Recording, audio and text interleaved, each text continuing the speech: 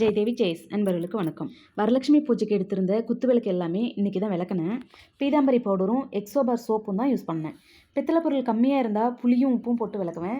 இப்போ இன்றைக்கி அதிகமாக இருக்கிறதுனால பீதாம்பரி போட்டுட்டேன். எல்லாத்தையும் விளக்கி முடிச்சுட்டு நல்ல தண்ணியில் ஒரு டைம் கழுவிட்டு ஈரம் இல்லாமல் எல்லா விளக்கையும் தொடச்சிட்டு இருந்தேன். ஏன்னா அப்படியே வச்சிட்டோன்னா அந்த தண்ணியெல்லாம் அப்படியே புள்ளியாக படிஞ்சிரும். அதனால் எப்போவுமே எந்த ஒரு பித்தளை பொருள் விளக்குனாலும் ஒரு துணி போட்டு நல்லா தொடச்சிட்டோன்னா அது அப்படியே பளிச்சுன்னு இருக்கும். எல்லாம் தொடச்சி முடிச்சுட்டு ஃபிட் பண்ணி வச்சுட்டு இருக்கும்போது தம்பிங்களோட பிள்ளைங்களாம் வந்திருந்தாங்க. இந்த விளக்கு எடுத்து மேலே வைக்கிறியான்னு கேட்டேன். உடனே அவளும் சரின்னு சொல்லிட்டா.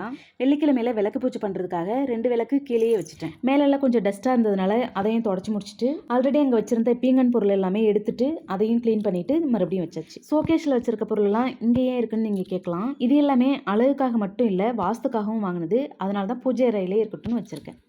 இந்த வீடியோ உங்களுக்கு பிடிச்சிருந்தா லைக் பண்ணுங்கள், ஷேர் பண்ணுங்கள், கமெண்ட் பண்ணுங்கள். அப்படியே நம்ம சேனலை சப்ஸ்கிரைப் பண்ணாதவங்க பண்ணிக்கோங்க. நன்றி, வணக்கம்.